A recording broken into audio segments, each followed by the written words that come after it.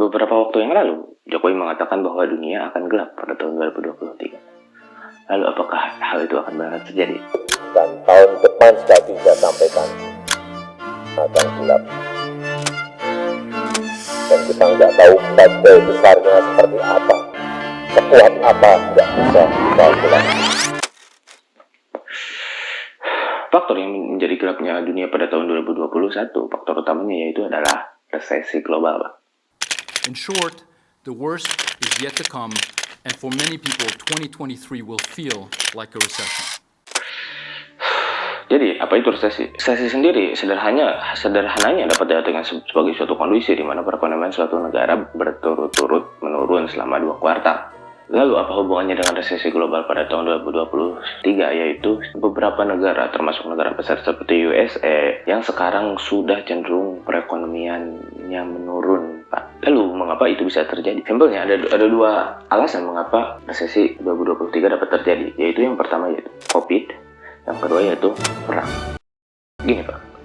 COVID-19 yang terjadi tahun-tahun kemarin membuat ekonomi ambruk. Kita kembali ke awal terjadinya COVID, di mana tiap negara menerapkan kebijakan lockdown dan pembatasan aktivitas yang membuat roda perekonomian di seluruh dunia menjadi terhambat, Pak. Ini berakibat pada terganggunya supply chain atau rantai pasok. Kemudian terjadi gangguan supply chain yang dampaknya kemana-mana. Dengan itu, untuk mengatasi hal itu, pemerintah mulai memberikan stimulus untuk menstabilkan rantai pasok tersebut, yaitu dengan cara yang pertama melakukan subsidi, yang kedua dengan melakukan suku bunga acuan. Mengapa subsidi? Itu untuk membuat peredaran uang di masyarakat semakin besar, sehingga roda perekonomian akan kembali berputar seperti biasanya. Lalu, yang kedua, mengapa menurunkan suku bunga acuan? Suku bunga acuan diturunkan agar tiap perusahaan atau produsen dapat kembali melakukan aktivitasnya, sehingga rantai pasok diharapkan akan kembali stabil, Pak. Karena dengan turunnya suku bunga acuan, para investor dapat tetap melakukan investasi kepada perusahaan-perusahaan, sehingga kegiatan operasional perusahaan akan kembali berjalan sebagai semestinya, hingga tibalah pada akhir pandemi yang datang begitu cepat dari perkiraan para ekonom. Organization and health experts have said that the world must not let its guard down, as there is no proof. Semua orang yang sudah menahan diri selama kurang lebih dari 2 tahun untuk tetap di rumah mulai melakukan aktivitas ya seperti biasa, seperti liburan, belanja, bermain, dan melakukan kegiatan-kegiatan konsumtif yang kemarin sempat terhambat akibat COVID. Lalu apa yang terjadi? Kegiatan produksi belum siap. Mereka yang sebelumnya menurunkan kegiatan produksi tiba-tiba diterpa dengan gelombang penawaran yang begitu cepat dan begitu masif. Sehingga apa yang terjadi? Rantai pasok kembali terganggu, Pak. Di mana permintaan lebih besar daripada penawaran. Maka otomatis barang yang diproduksi akan menjadi langka dan otomatis harga barang juga ikut naik, Pak. Sehingga terjadilah apa yang disebut dengan inflasi. Apa itu inflasi? Inflasi simpelnya adalah kenaikan harga barang dan jasa secara terus-menerus, Pak. Lalu apa dampak dari inflasi? Banyak dampaknya, yaitu meningkatnya harga-harga bahan pokok seperti sembako dan lain-lain. Kesejahteraan masyarakat juga ikut menurun. Hilangnya investasi pada tiap-tiap sektor produsen. Lalu respon pemerintah untuk meredam dampak inflasi yaitu dengan kembali menaikkan suku bunga acuan, sehingga permintaan suatu barang dapat berjalan sesuai dengan penawaran. Hal itu cukup membuat ekonomi global bernapas lega, Pak. Sebentar, lalu terjadilah perang Rusia-Ukraina. Well, let's go now to Moscow. We can hear from our correspondent there, Jenny Hill.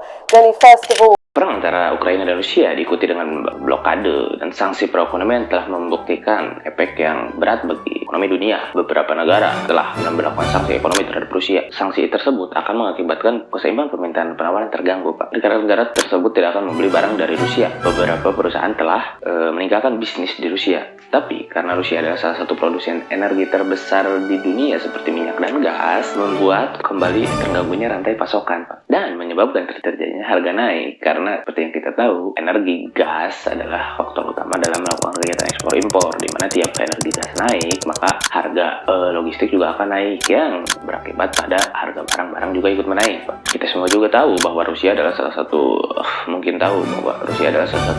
pengekspor minyak dunia terbesar. Ditambah Rusia Ukraina sendiri adalah lumbung pangan dunia. Mereka berdua menyumbang lebih dari 30% ekspor gandum global, Pak, yang menyebabkan harga sereal dan minyak goreng meningkat secara berkala seperti yang terjadi kemarin kita di Indonesia. Meskipun memang di Indonesia banyak bandar-bandar bangsat yang melakukan hal tersebut ya, Pak. Jadi perang ini menyebabkan kembali rantai pasok terganggu, sehingga dunia akan menyebabkan disrupsi yang lebih besar terhadap supply chain, logistik, komoditas, dan energi. Dunia yang sebelumnya terdapat kopi, kini ekonomi dunia juga harus menghadapi salah satu krisis pangan terbesar dalam beberapa tahun, sehingga bank sentral harus kembali menaikkan suku bunga sebagai bentuk respon dari hal tersebut yang memicu awal terjadinya resesi 2023. Sebenarnya apa yang menjadi dampak resesi ya Pak pada tahun 2023? Salah satu dampak resesi yang paling besar adalah naiknya harga barang secara berkala dengan waktu yang terpasti, Pak. Kemudian ada angka pengangguran tinggi yang juga ikut meningkat. Kegiatan PHK atau pemecatan yang dilakukan oleh para perusahaan untuk mengurangi biaya operasional mereka ya Pak. Bunga bank yang besar, terhambatnya kegiatan ekspor dan impor, kesejahteraan masyarakat juga ikut menurun, dan lain-lain. Namun Indonesia sendiri sejauh ini bisa dibilang kuat untuk menghadapi resesi yang terjadi karena kita berkaca ke beberapa negara lain yang sudah mengalami titik-titik ambruknya perekonomian akibat resesi seperti Argentina, Sri Lanka, Turki, dan bahkan sampai dengan Amerika Serikat. Indonesia dibilang masih aman karena hampir sebagian besar kegiatan ekspor kita berada di komoditas ya Pak, yang memang sedang dibutuhkan oleh dunia saat ini. Ini juga ditandai dengan pertumbuhan ekonomi kita yang masih berada di angka yang aman dan stabil. Namun kita semua harus bersiap untuk menghadapi cerut marutnya perekonomian dunia dengan mulai memikirkan dan mempersiapkan untuk menghadapi kondisi yang tidak tentu ini. Salah satunya dengan untuk selalu mempersiapkan dana darurat dan mulai memindahkan investasi pada risiko yang lebih jauh lebih kecil ya Pak, seperti berinvestasi pada emas, yaitu kaum menengah ke bawah Pak. Serius, trust me Pak, siapa yang paling terbaik yaitu kaum menengah ke bawah. Even di Indonesia sekalipun yang katanya tidak akan terlalu terpengaruh akibat resesi 2023, gua mau bilang bahwa di Indonesia itu terdapat dua kelas sosial, yaitu yang pertama si kaya dan si miskin. Gue gak percaya ada namanya si menengah. Si kaya, orang yang mampu menghadapi resesi ini dengan tetap melakukan kegiatan konsumtif atau tetap hidup dan dibarengi dengan instrumen-instrumen keuangan lainnya seperti dengan menabung, berasuransi, berinvestasi, dan lain-lain. Sedangkan si miskin untuk hidup juga susah Pak. Sehari-hari pun masih sulit untuk memikirkan untuk menabung dan membuat dana darurat. Si miskin akan kesulitan karena mereka untuk hidup sehari-hari pun sulit Pak.